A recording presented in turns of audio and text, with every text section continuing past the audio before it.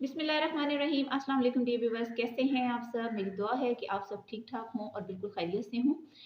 मैं आज की वीडियो में आप लोगों के साथ नेज़ल पॉलिप्स के बारे में बात करूँगी। जैसा कि आप सब जानते हैं कि नाक के अंदर मांस का बढ़ जाना भी इसको बोला जाता है और इसके अलावा ये एक इस तरह की ओवर ग्रोथ है जो कि हमारी नाक के अंदर पाई जाने वाली म्यूकस मेम्ब्रेन्स में ओवर ग्रोथ की वजह से ये बन जाती हैं, या हम ये कह सकते हैं कि पॉलिप्स जो हैं ये ओवर ग्रोथ्स हैं जो कि हमारी म्यूकस मेम्ब्रेन में बन जाती हैं।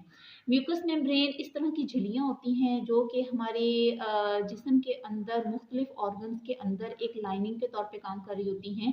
बिल्कुल इसी तरह से हमारी नाक के अंदर भी ये पूरी एक लाइनिंग है जिसने कि हमारी नेज़ल एरिया को अंदरूनी तौर पर कवर किया हुआ होता है। यही म्यूकस मेम्ब्रेन्स हमारे मुँह में भी पाई जाती हैं। इसके अलावा हमारे डाइजेस्टिव सिस्टम की मुख्तलिफ ऑर्गन्स के अंदर भी इसने एक लाइनिंग के तौर पे काम किया हुआ है या ये वहाँ पे मौजूद होती है। इसका काम ये होता है कि बाहर से आने वाली किसी भी तरह के जो पैथोजेंस हैं उनको ये रोक के रखती है या उनको जिस्म के अंदर दाखिल होने से रोकती है, एक बैरियर का काम करती है। इसके अलावा ऑर्गन्स को अंदरूनी तौर पे किसी भी किस्म की चोट या एब्रेजन्स या ज़ख्म हो जाना किसी सिचुएशन से भी हमारे ऑर्गन्स को महफूज रखती है। पॉलिप्स जो होते हैं ये साइज़ेज़ में वेरी करते हैं, स्मॉल भी होते हैं और लार्ज साइज़ के भी बन जाते होते हैं, जिसकी वजह से साँस लेने में लोगों को काफ़ी ज़्यादा प्रॉब्लम होती है। ज़्यादातर साँस की या इनका बढ़ जाना जो है उसमें एक बेसिक कॉज़ होती है कि क्रोनिक एलर्जीज़ जिनको रहती हैं बहुत ज़्यादा, या एस्मा के पेशेंट्स होते हैं, उन लोगों में पॉलिप्स का बन जाना एक आम सी बात है।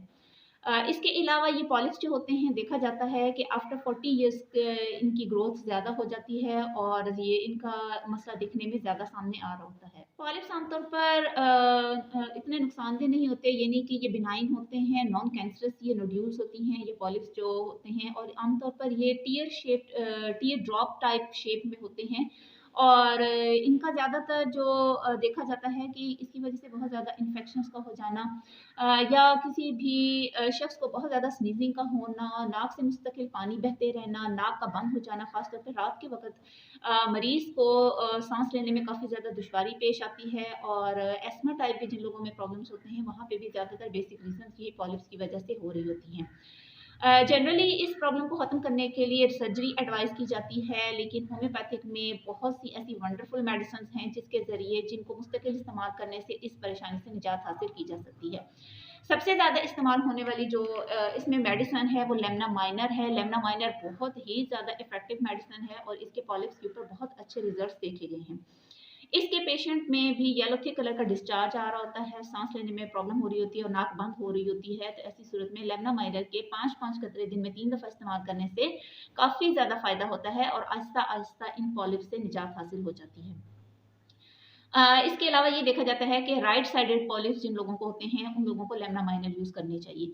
दूसरी मेडिसिन जो है वो भी काफ़ी ज़्यादा इम्पोर्टेंट है, बहुत ज़्यादा इफ़ेक्टिव मेडिसिन है, बहुत ही बेहतरीन मेडिसिन है और इसके ऊपर मैं पहले भी एक वीडियो बना चुकी हूँ।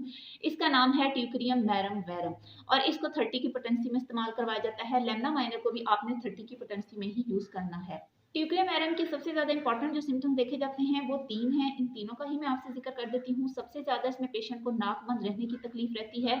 सेकेंडली इसके पेशेंट को हमेशा अपनी नाक में क्रॉलिंग होती हुई महसूस होती है, जैसे कि कुछ रेंगने का सा एहसास उसको महसूस हो रहा होता है अपनी नॉस्ट्रिल्स के अंदर।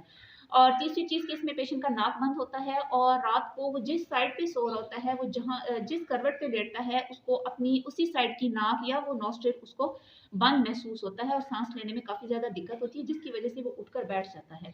तो ट्यूक्रियम मैरम को भी आपने 5-5 ड्रॉप्स जो है वो 3 टाइम्स अ डे यूज़ करना है और ये दोनों ही मेडिसिन्स पॉलिप्स के लिए बहुत बेहतरीन हैं। जिन लोगों को ये मसला काफ़ी अरसे से होता है, उन लोगों को ये कम अज़ कम 2 से 3 माह इस्तेमाल करनी चाहिए और ये इनको काफ़ी ज़्यादा इससे अफ़ाक़ा होगा।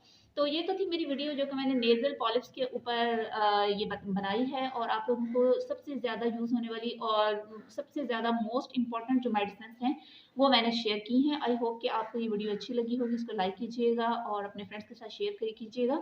अगर आप भी कुछ पूछना चाहते हैं तो कमेंट बॉक्स में ज़रूर कमेंट कीजिएगा। Thank you so much. अल्लाह हाफ़िज़।